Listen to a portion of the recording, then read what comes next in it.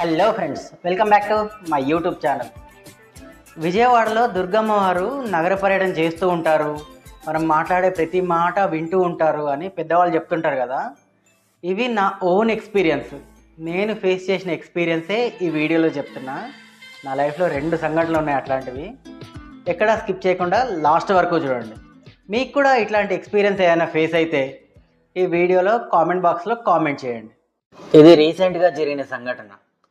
నా ఛానల్లో 1 month back ఇంద్రకీలాద్రిపై మల్లీశ్వర స్వామి వారి ఆవిర్భావం అని ఒక వీడియో చేశా.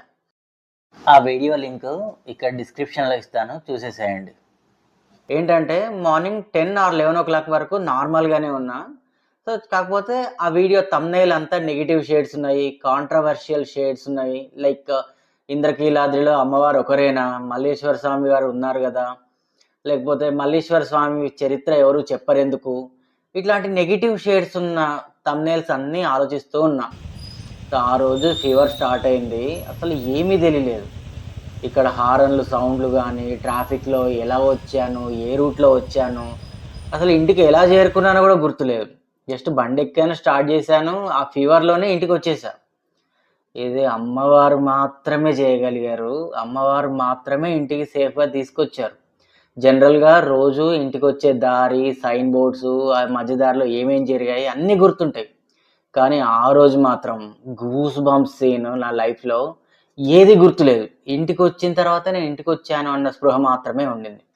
అమ్మవారు కాకుండా ఇంకెవరైనా చేయగలరా ఇట్లా సేఫ్గా ఇంటికి తీసుకురావడం? ఇంపాసిబుల్ కదా. సో ఇదొకటి. ఆ తర్వాత ఇది రెండో సంఘటన. ఇది ఒక 1 year బ్యాక్ జరిగింది. అదేంటంటే విజయవాడకి ట్రిప్కి వెళ్ళాను. విజయవాడ నుంచి హంసలది వెళ్ళాను. ఆ బీచ్లో చాలా బాగా చిల్ అయ్యాము విత్ ఫ్యామిలీతో. నేను, మా వైఫ్, ఇంకో 2 పిల్లలు కూడా ఉన్నారు. సో అట్లా చిల్ అయిపోయేసరికి చాలా లేట్ అయిపోయింది. బైక్లో రిటర్న్ అయ్యాము. ఆ రోడ్ అంతా నిర్మానుష్యం. అసలు ఒక్కసారి ఇమాజిన్ చేసుకుంటే ఎవరు మనుషులు లేని చోట రోడ్డు మీద నేను ఒక ఫ్యామిలీతో ట్రావెల్ చేస్తున్నా, అది బైక్లో. ఒకసారి ఇమాజిన్ చేసుకోండి, అసలు మనుషులు ఎవ్వరు లేని చోట బీచ్ రోడ్లో ఒక ఫ్యామిలీతో వెళ్ళడం ఎంత రిస్క్. సో అట్లా అసలు చాలా దూరం వచ్చాను. అండ్ నా బాడీలో ఎనర్జీ మొత్తం జీరో అయిపోయింది. ఎంత దూరం ట్రావెల్ చేసినా ఇంకా వస్తూనే ఉంది, ఇంకా చాలా దూరం వెళ్ళాలి. అట్లా హంసలది బీచ్ నుంచి బందర్ వెళ్ళాలి, మచిలీపట్నం వెళ్ళాలి. సో చాలా దూరం బైక్ డ్రైవ్ చేశా. అట్లా డ్రైవ్ చేసిన కాసేపటికి ఒక చిన్న విలేజ్ వచ్చింది. ఆ విలేజ్లో బండి ఆపేసా. ఇంకా నా బాడీలో ఎనర్జీ లెవెల్ 0, బండి అసలు కదిలేలా లేదు.